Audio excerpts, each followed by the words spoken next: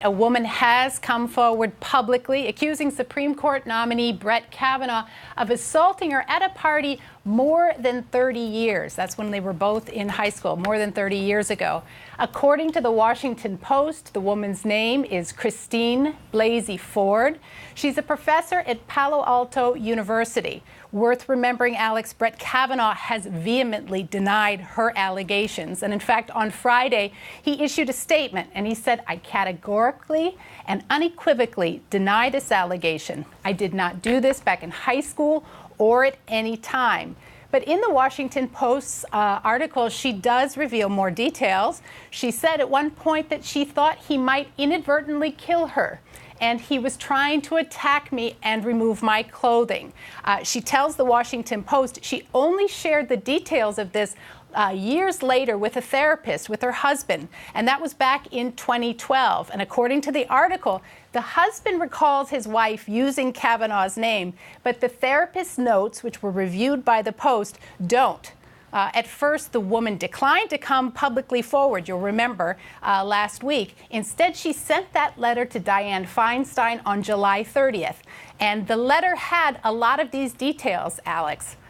She's in the letter, according to a source, she said that Kavanaugh physically pushed her in a bedroom and, along with another male, locked the door from the inside, put on loud music. She alleges in that letter that the two teens were drunk.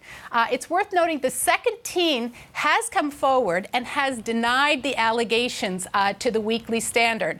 But she says that at one point Kavanaugh was on top of her, and in that moment he had his hand over her mouth. And in that moment, Alex, she said she feared she was in danger.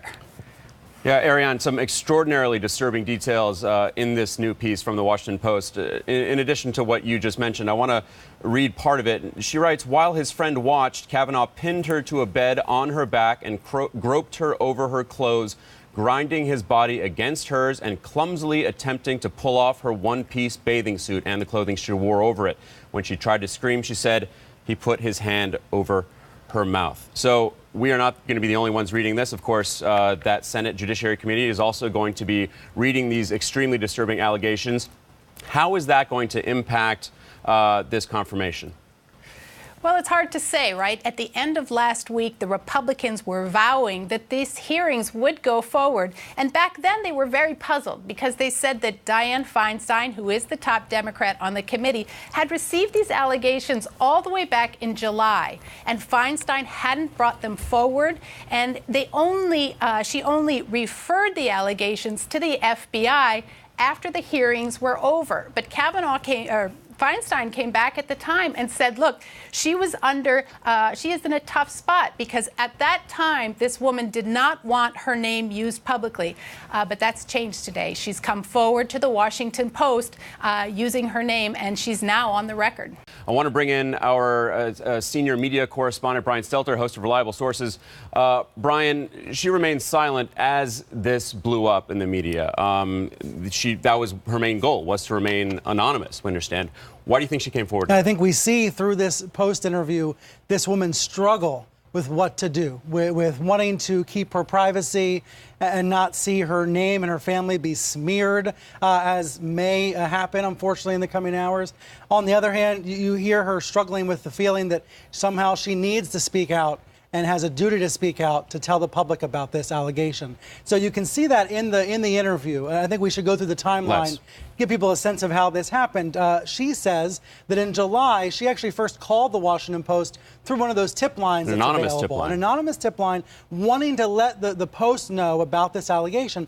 And interestingly, Alex, that was before Kavanaugh was nominated. It was when Kavanaugh was on the short list. Expected to be nominated, but not officially nominated. So she felt at the time she wanted to alert the Washington Post.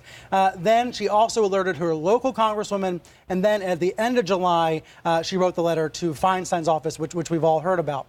However, throughout the month of August, she wrestled with whether to go on the record, whether to stay anonymous, or whether to speak out and put her name onto it. And apparently, according to the Post, she decided to stay anonymous. She decided she did not want to come forward, quoting here, calculating that doing so would upend her life and probably would not affect Kavanaugh's confirmation. She said to the Post, "Why suffer through the annihilation if it's not going to matter?" And of course, what happened in late August and early September is that her story was starting to leak out anyway. The existence of this Feinstein letter started to become better known. The website The Intercept wrote about it. Others wrote about it. So all of a sudden, there was this allegation, but not a face, not a name, just an anonymous allegation. And apparently, she has now changed her calculation. She feels she has to speak out publicly. And frankly, partly that's because reporters were starting to call her and email her and show up at her door. In the past few days, reporters from a number of news outlets have known her name, known her identity, and tried to reach out to her. And according to the Post interview here, which lays it out in great detail, she felt it was necessary to go on the record. Yeah, and so she got married in 2002. At the time, she didn't say anything to her parents. She didn't report this to the authorities. She kept this bottled up inside. And she says in this Post piece, "I think it derailed me substantially for 4 or 5 years. I was very ill-equipped to forge those kinds of relationships." She got married in 2002, and it was only 10 years later, when she was in couples therapy with her husband, that she mentioned Kavanaugh's name. Yeah, in 2012, and I think 2012. that is going to end up being a very important pivot point in this story. However this unfolds in the next few hours and days, we have heard time and time again when there are allegations of sexual misconduct, not just among judges, but among executives and among artists. Sometimes people will say, the woman just wants attention, or she's making it up. And it's vital that in this case, there is a document from 2012 that shows that she was in therapy and that she told a story about something like this. Now, as you mentioned earlier, the document does not, from the therapist, the document does not say Kavanaugh's name, but her husband is saying that Kavanaugh's name came up out loud at the 2012 therapy session. So I think that's going to be an important detail going forward, that she didn't just start talking about this in July. And we should note that the allegations are that there were 4 boys in that house. Yeah, at that Kavanaugh, party. Judge were the 2 allegedly in that room, but there were 2 others downstairs at that party. The Washington Post did reach out to them and did not get a response. And have not heard back. So you immediately wonder about what they will say. These 2 men who have been accused here have denied it. The other 2 men who were at the party, they have not responded in any way, shape, or form. I think we should also note, she is describing here forward in this Washington Post interview, she admits she doesn't remember everything. She does not know every detail. She doesn't know exactly where it happened. She doesn't know exactly when it happened. So these allegations, although they are detailed in some ways, and you hear her describing what she says was trauma as a result, that's going to be one of the holes that's going to get poked here. And sometimes that is what happens in these cases. But to the argument that we sometimes hear in this Me Too age that she just wants attention, I think that is contradicted by the fact that she struggled to decide whether to come forward. And only now, in early September, did she decide to go on the record. When reporters started knocking on her door, making it harder for her to stay anonymous. But also that same struggle that we've heard so often from women in this Me Too age. She went home. She doesn't know how she got home. And she says, well, nothing really happened to me. Right, you downplay it in your own mind. Right. You tell yourself, this wasn't that big a deal.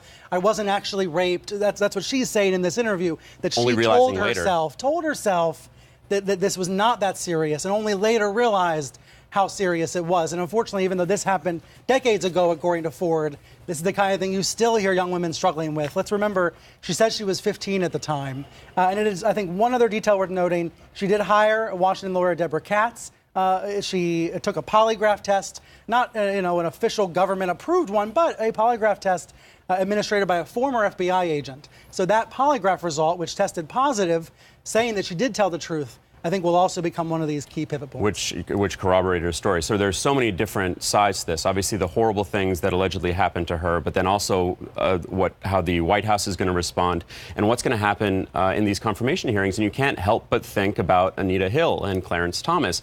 And we also know that Anita Hill has responded to this before this piece came out, saying that there should be some sort of government investigation into these allegations. Right, from the FBI or somewhere else, or by the Judiciary Committee.